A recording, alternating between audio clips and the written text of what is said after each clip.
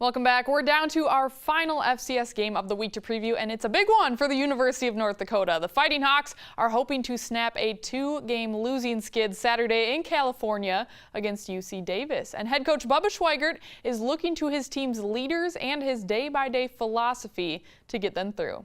Our leadership has got to come forward, and we see some really good signs of that, coming forward and encouraging and really keeping our team staying in the moment. That's our job as coaches.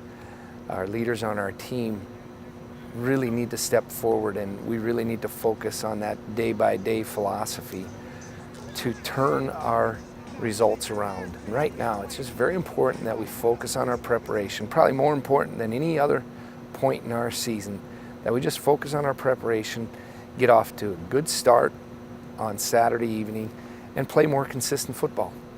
All right, for more now on UND's matchup with the Aggies, we look to Grand Forks and bring in Alex Heinert. So Alex, from the scoreboard to the training table, the last 2 weeks have not gone UND's way.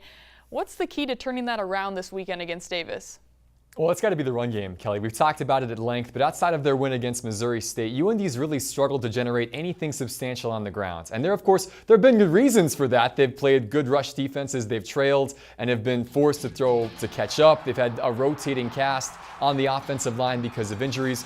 But really, on Saturday night, they're playing a UC Davis team that's allowed 213 rushing yards per game in 4 contests so far this season. This is a team UND can and should run against, and that sets everything else in motion that they want to accomplish. If they can keep the ball away and limit possessions for a suddenly pass-happy Aggie offense, UND's going to have a great chance to get back in the win column tomorrow. Yeah, looking for Santiago and Oliveira to really get going. Now, that game kicks off at 8 p.m. Central Time. It'll be a late night regardless of the outcome for Marty Mueller, who's with the team this weekend. You would be out there, but you've got to call a hockey game tomorrow. We got hockey, yeah. UND takes on Manitoba at 7 p.m. in the team's only exhibition game before starting the regular season next week in Alaska. So, what should we be watching for in this one? Well, I think we should expect effort and enthusiasm. First of all, UND has been raring to get on the ice since last April's double overtime loss against Boston University in the NCAA tournament. And they're going to be ready to throw off a little bit of the weight of that last game onto the ice tomorrow night. And then you throw in the excitement of playing in front of 12,000 people for the first time this year. It should make for a very motivated team come Saturday night. But most of all, though, Kelly, you should expect goals. North Dakota put up 8 2 years ago against the Bisons, 5 last year, and even though they'll be mixing in a few new forwards in key spots, this team is just more talented than their friends from Winnipeg. North Dakota's 15-0 all-time against Manitoba in these exhibition games. There's no way they don't make it 16-0 come Saturday.